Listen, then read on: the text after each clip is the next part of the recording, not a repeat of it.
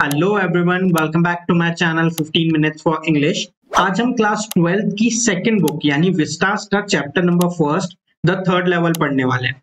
हम लोग स्टार्ट कैसे करेंगे? थर्ड लेवल का फर्स्ट ऑफ ऑल इंट्रोडक्शन पढ़ेंगे कंप्लीट, देन थर्ड लेवल में जिन जिन कैरेक्टर्स के बारे में बताया गया उनके बारे में पढ़ेंगे और फिर एक कंप्लीट समरी पढ़ने वाले हैं जिसमें मैं आप लोगों को इंपॉर्टेंट पॉइंट्स अलग से मार्क करके बताने वाला हूं जिन पे क्वेश्चंस बनते ही बनते हैं। उससे पहले चैनल को सब्सक्राइब करो and press the bell icon.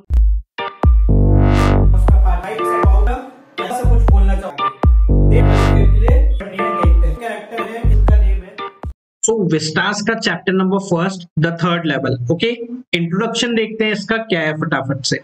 In this chapter, narrator finds himself on the third level at the Grand Central Station. तो भाई बहुत सीधी सी बात है, ये एक ग्रैंड सेंट्रल स्टेशन है जहां पे नरेटर अपने आप को देखते हैं, इस स्टोरी में बताया गया है। ओके, थर्ड लेवल मतलब यहाँ पे क्या है, first floor, second floor, third floor, इस तरीके से आप इसको समझ सकते हैं।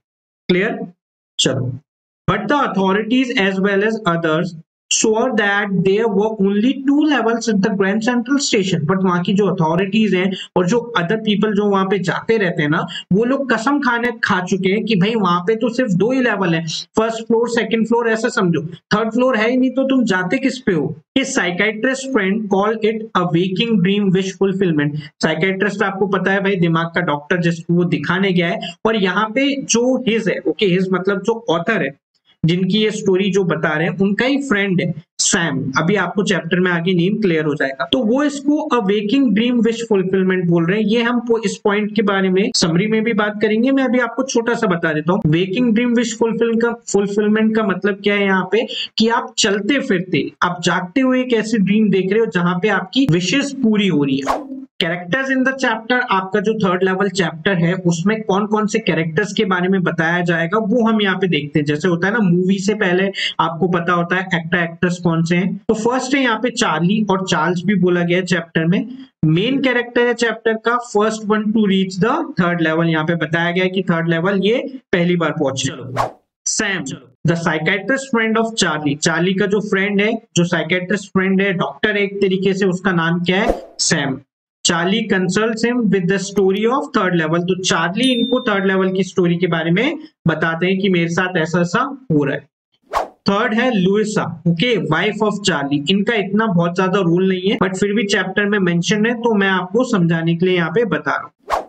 Point number first, the narrator claims that he has been on the third level of the Grand Central Station. So जो narrator है, जो चार्ली है बेसिकली, वो यहाँ पे क्लेम करते हैं कि मैं कहाँ पे गया हूँ, थर्ड लेवल पे गया हूँ। ग्रैंड सेंट्रल स्टेशन जो है उसका जो एक थर्ड लेवल है, first level, second level, third level, आप इसको अंडरस्टैंड कर सकते हो एक फ्लोर की तरह। Okay, first floor, second floor, third floor, first platform, second platform, third platform, जैसा आप समझना चाहो। But others swear that there are only 2 levels at Grand Central station. But यहाँ पे जो अदर्स हैं, जो बाकी लोग हैं, वो बोलते हैं कि भाई है ही नहीं तीसरा लेवल, तो तुम कैसे गए हो? क्लियर?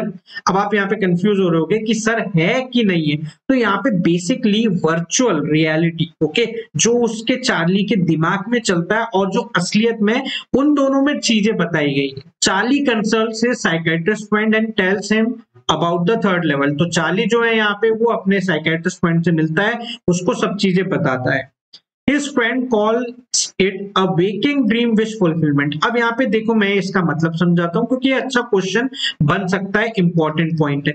भाई चार्ली जब ये सैम से बात करता है ना, तो सैम उसको समझाता है कि तुम्हारी जो विशेज है वो ये जो रियल वर्ल्ड है ना, यहाँ पे पूरी नहीं हो पा रही है, इसलिए तुम क्या करते हो, एक एस्केप ढूंढते हो।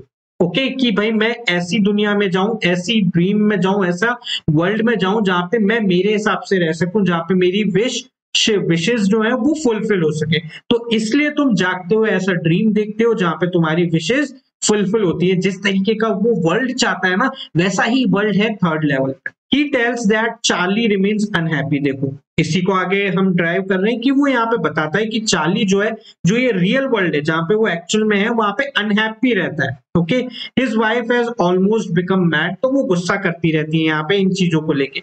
Next point, the modern world is full of insecurity, fear, war and worries. इस पे भी एक छोटा क्वेश्चन बन सकता है कि जहां पे मॉडर्न वर्ल्ड के बारे में पूछा गया हो, या फिर चार्ली ऐसा एस्केप क्यों चाहता है। तो भाई यहाँ पे जो मॉडर्न वर्ल्ड है वो फुल ऑफ इनसिक्योरिटीज है, लोग बाग एक दूसरे से चिढ़ते हैं, फियर है, डर है, लड़ाई है, वरीज है, टेंशन है, तो ही जस्ट वॉन्ट्स टू एस्केप। तो यहाँ पे जो चार्ली है वो इन सब चीजों से एस्केप करना चाहता है, निकलना चाहता है। His friends also think him as an escapist, okay? जो इसके दोस्त हैं चार्ली के, वो भी इसको एस्केपिस्ट का मतलब क्या है बेसिकली, जो एक रियल वर्ल्ड से वर्चुअल वर्ल्ड में चला जाए, सोचते सोचते ही वहां पहुंच जाए, वहां पे अपनी जिंदगी एक तरीके से इमेजिन करने लगे।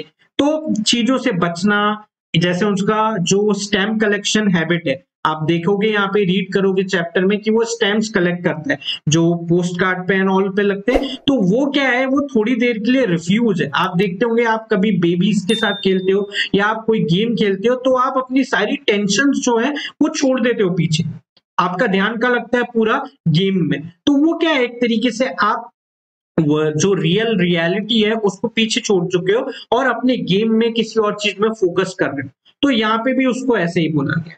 चलो, his stamp collecting habit is also a temporary refuge from reality। मैंने ये चीज अभी आपको क्लियर करी कि भाई वो जो स्टैम्प कलेक्टिंग हैबिट है उसकी, वो क्या है, थोड़ी देर के लिए वो ये जो रियल वर्ल्ड है उसको बिल्कुल भूल जाता है और अपने काम में, अपने जो हैबिट है उसमें लग जाता है। Charley is in a hurry to go to his apartment. तो अभी तक यहाँ पे हमने चार्ली के बारे में, उसकी जो हैबिट्स हैं और वो क्या सोच रहे हैं थर्ड लेवल के बारे में वो बताया। अब यहाँ पे सिचुएशन बता रहे हैं, सीन बता रहे हैं आपको कि भाई चार्ली जल्दी जल्दी अपने अपार्टमेंट की तरफ, यानी अपना काम, ऑफिस जो भी करता है वो सब छोड़ के, बंद करके, ओके, घर वापस जा रहा है अपार्टमेंट की तरफ। He takes the subway from the Grand Central। Subway का मतलब क्या है, एक तरीके से शॉर्टकट, छोटी छोटी वहां पे आप लोगों ने देखा होगा टनल्स बनी होती है, तो ग्रैंड सेंट्रल से पास में एक सबवे है, ये वहां से निकल रहा है। सो कंटिन्यू करते हैं। He goes down the steps to the first level। तो देखो अब धीरे धीरे वो फर्स्ट लेवल पे आया, यानी आप समझो ऐसे फर्स्ट फ्लोर पे आया। He then walks down to the second level। Then वो सेकंड लेवल पे आया, सेकंड फ्लोर पे। अब आप बोल रहे हो कि सर हमारे यहाँ तो उल्टा होता है, फर्स्ट फ्लोर पहले होता है, सेकंड फ्लोर पहले होता है, फिर सेकंड फ्लोर होता है। तो यार आप इस चीज को समझो, यहाँ पे ये अंडरग्राउंड स्टेशन, क्लियर, इसलिए इस तरीके से लेवल्स बना रखे हैं। Where the suburban trains leave from, okay, तो अलग जो डिफरेंट पार्ट्स हैं वहां के लिए जो ट्रेन लीव करती हैं वो यहाँ पे है। तो ये फर्स्ट फ्लोर पे आया, फर्स्ट लेवल पे आया, देन सेकेंड लेवल पे आया।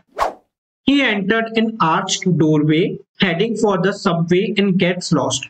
अब यहाँ पे क्या है, देखो वो एक आर्च्ड का मतलब क्या होता है, इस तरीके से एक डोर बना हुआ है, तो ये उसकी तरफ मुड़ता है, वहां पे जाता है और खो जाता है कि यार ये मैं कहाँ आ गया हूँ। It is very easy to get lost at the Grand Central. अब यहाँ पे देखो ये इंपॉर्टेंट पॉइंट है, क्योंकि इस पे एक छोटा सा क्वेश्चन बन सकता है कि ग्रैंड सेंट्रल किस तरीके से है जो वहां पे खोना आसान है बेसिकली, ओके, उसके स्ट्रक्चर के बारे में। The Grand Central is growing like a tree, it is pushing out new corridors and staircases like roots, okay. तो बेसिकली आप एक इमेजिन कर सकते हैं, बहुत बड़ा ट्री है और अलग अलग उसकी ब्रांचेस निकली हुई है, रूट्स निकली हुई है। तो ग्रैंड सेंट्रल भी इसी तरीके से बहुत सारे कॉरिडोर्स हैं, इधर इधर इधर इधर, तो स्टेयरकेसेस है, सीढ़ियां बनी हुई है। तो इसलिए उसको यहाँ पे कंपैरिजन किया गया ट्री के साथ, और वहां पे खोना बहुत ईजी है।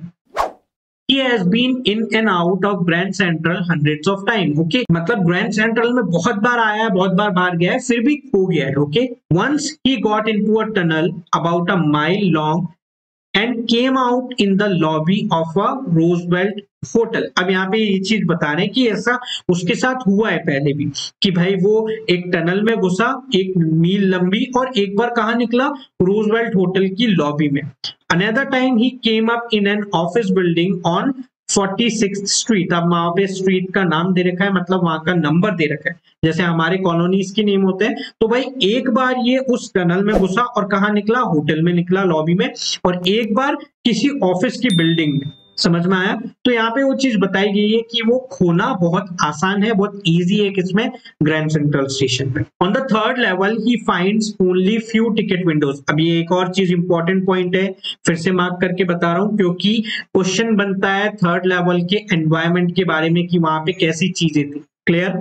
तो यहाँ पे दे रखा है फर्स्ट पॉइंट में on the third level he finds only few ticket windows and gates. तो पुराने तरीके की गेट्स बने हुए, पुराने तरीके की टिकट विंडोज हैं, लेकिन कुछ ही।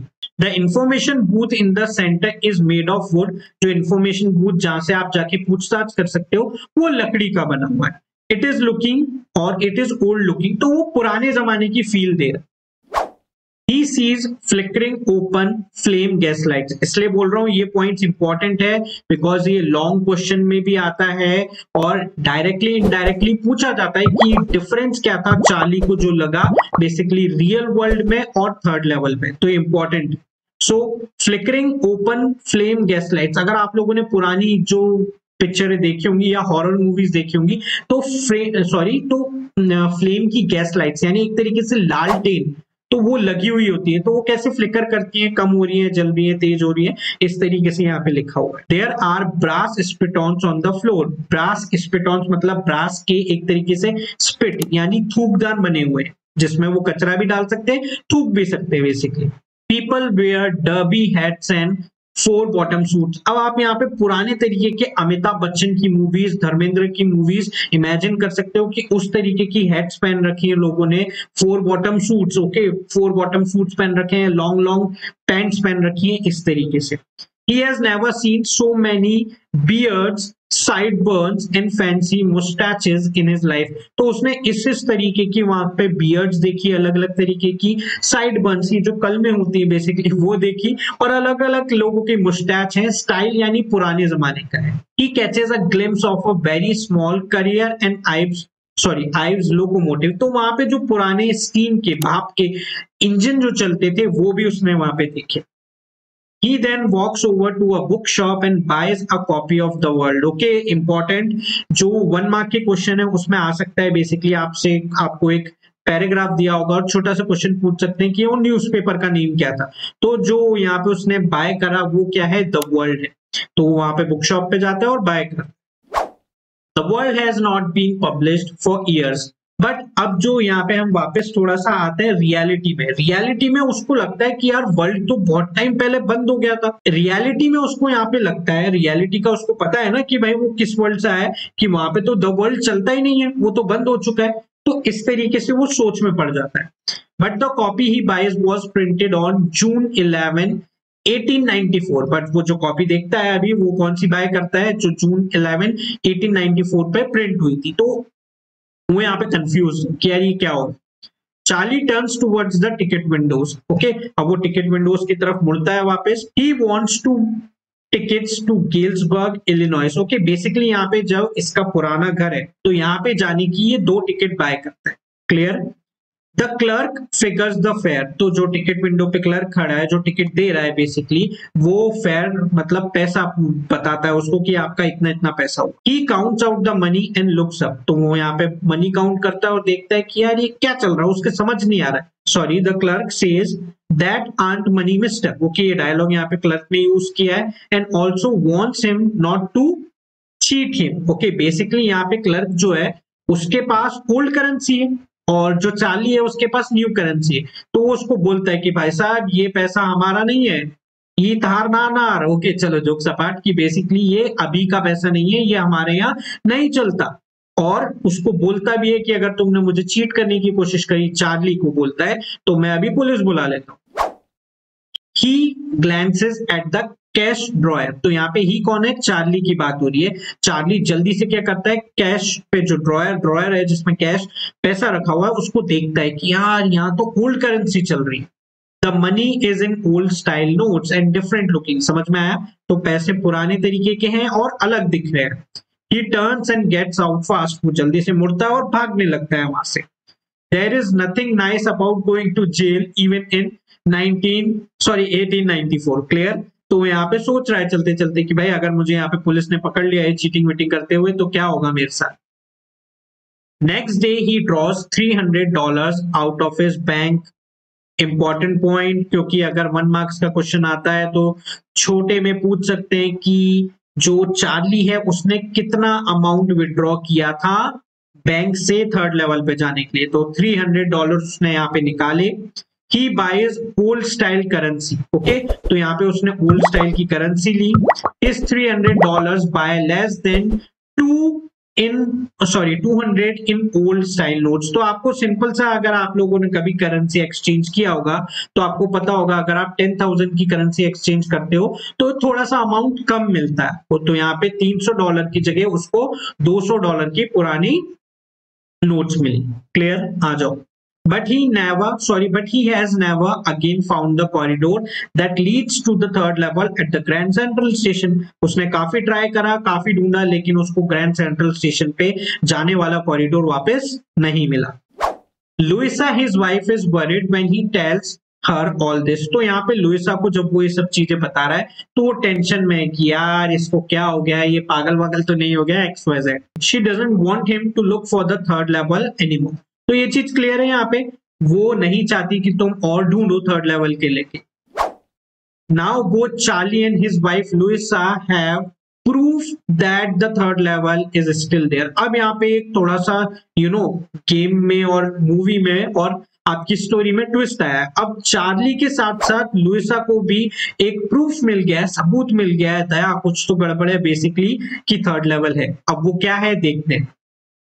His friend Sam Vanier disappears. Okay, यहाँ पे उनका सरनेम है, तो बेसिकली वो डिसअपियर, सैम जो साइकेट्रिस्ट है वो डिसअपियर हो गया, गायब हो गया एकदम से। Nobody knows where, but Charlie suspects him to be in Galesburg. तो यहाँ पे क्या है, किसी को नहीं पता कि वो कहाँ पे है सैम, लेकिन चार्ली यहाँ पे थोड़ा सा शक करता है, थोड़ा सा उसको लगता है कि वो कहाँ पे होगा, गेल्सबर्ग में होगा। क्योंकि चार्ली जब स्टोरीज बताता था थर्ड लेवल के बारे में सैम को, तो वो उसको जहां पे वो रहता था ना बचपन में, उसके बारे में बताता था, उस प्लेस के बारे में, गेल्सबर्ग के बारे में। और he like the place very much. तो उसने देखा, उसने पूछा, सैम ने उसको बताया कि यार मुझे ये जगह बहुत पसंद है, मेरा यहाँ जाने का मन है। चलो, Charlie had often told him about the place, his school etc. ये चीज मैंने आपको समझाई। चार्ली यहाँ पे उसको बताता रहता था अपने स्कूल के बारे में, अपने इस प्लेस के बारे में, पुरानी लुकिंग प्लेस के बारे में। That night, Charlie finds among his oldest first day covers a rare envelope. अब यहाँ पे देखो, ज्यादा कंफ्यूज होने की जरूरत नहीं है, पहले के टाइम पे आपको पता है, और बेसिकली चार्ली स्टैम्प कलेक्ट करता है। तो जो लोग स्टैम्प कलेक्ट करते थे ना, कोई भी नया स्टैम्प आता था तो वो खुद ही को क्या करते थे, एक लेटर पे वो पेस्ट करके वो चिपका के भेज देते थे।